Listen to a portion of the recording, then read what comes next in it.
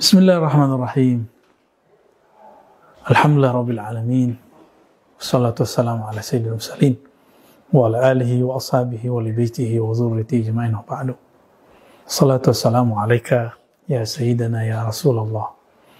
Sahabat-sahabat yang dimuliakan Allah, saya sering ditanyakan oleh sahabat saya, sebenarnya Wali Songo itu ada atau mitos? Ternyata pertanyaan ini juga ditanyakan kepada sahabat-sahabat kita yang lain. Namun, ada orang-orang di dunia ini yang sudah diprediksi dulu oleh Imam Malik yang wafat tahun 179 Hijriah. Dinukil kalam ini oleh Imam Muslim dalam Muqaddimah Muslim, Sahih Muslim. Apa kata beliau? Idza aradta an takuna imaman muqtada fala tuhadditsanna bikulli ma sami'ta. Jika engkau ingin menjadi imam panutan yang sebenarnya, yang diakui di langit dan di bumi, kira-kira begitu, maka jangan kamu menjawab, menyampaikan semua yang kamu dengar. Karena tidak semua yang kita dengar itu seperti yang sebenarnya. Ada orang terbiasa dengan tradisi keilmuan barat atau keilmuan ahli hadis di Arab, di Timur Tengah, bahkan di Asia Tengah, kita terbiasa mendengar satu ilmu, itu ilmu hadis, ilmu riwayah. Ilmu riwayah ini adalah ilmu yang babnya cuma satu, yaitu hawas atau hissi, yaitu empirik. Kalau tidak terdengar, tidak terlihat, tidak terbaca, tidak dapat ijazahnya, tidak bertemu gurunya, tidak semasa, maka ini tidak dianggap. Bagaimana dengan Wali Songo?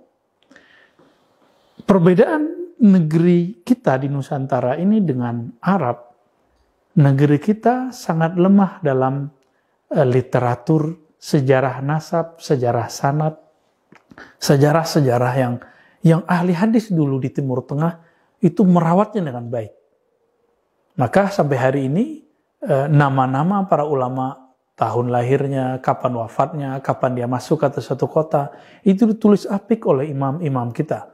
Imam Al-Khatib Al-Baghdadi menulis tarikh Baghdad, siapa saja yang masuk ke Baghdad, ulama siapa saja di Baghdad, itu ditulis. Tapi pada negeri kita yang kita cintai ini, tidak ada penulisan tarikh Jakarta seperti dulu tarikh Baghdad. Tidak ada tarikh Jogja, kecuali dulu berporos pada istana-istana. Dulu orang menulis hanya di istana. Di luar istana, baru ketika Islam masuk, tradisi tulis-menulis muncul di kalangan pesantren, kalangan santri. Maka teman-teman, tradisi ini diriwayatkan oleh para santri dari mulut ke mulut, lalu ditulis di kitab-kitab bahwa ada pembawa ajaran Islam namanya para wali.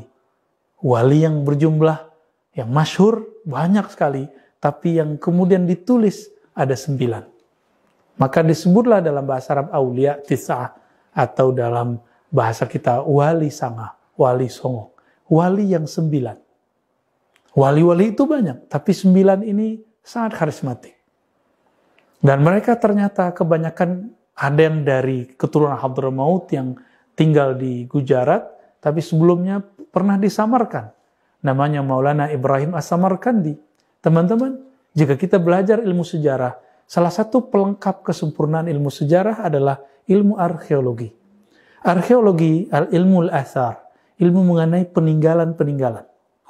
Jika ada orang belajar hadis, tapi tidak mengerti ilmu al-athar, ilmu peninggalan ini, dia pun tidak akan lengkap keilmuannya.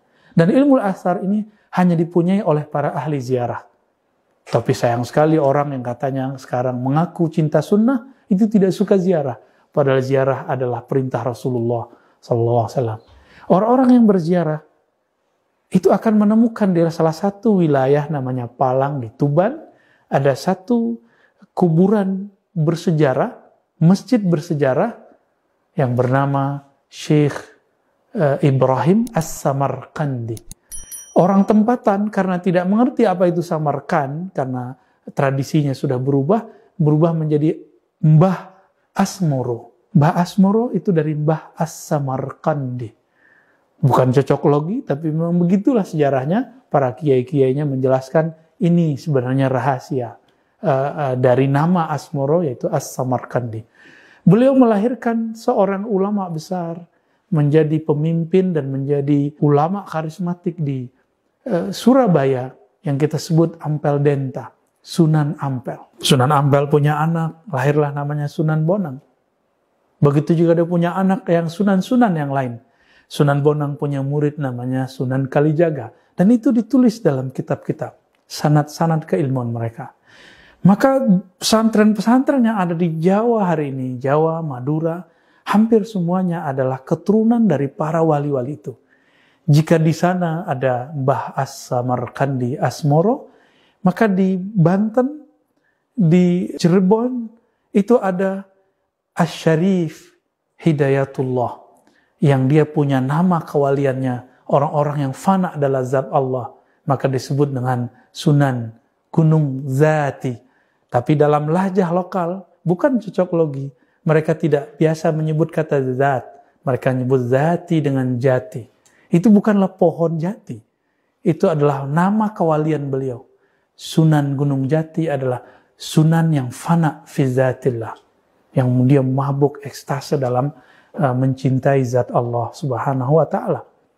Beliau pun punya keturunan, melahirkan raja-raja di Cirebon, banyak sekali ya, di sana ada kerajaan-kerajaan. Ada yang kemudian cenderung kepada kerajaan pemerintahan, ada yang cenderung kepada pesantren-pesantren. Maka jangan heran jika kemudian beberapa tradisi pesantren itu mirip-mirip seperti di keraton-keraton. Santri-santri bersikap kepada kiai seperti kepada raja.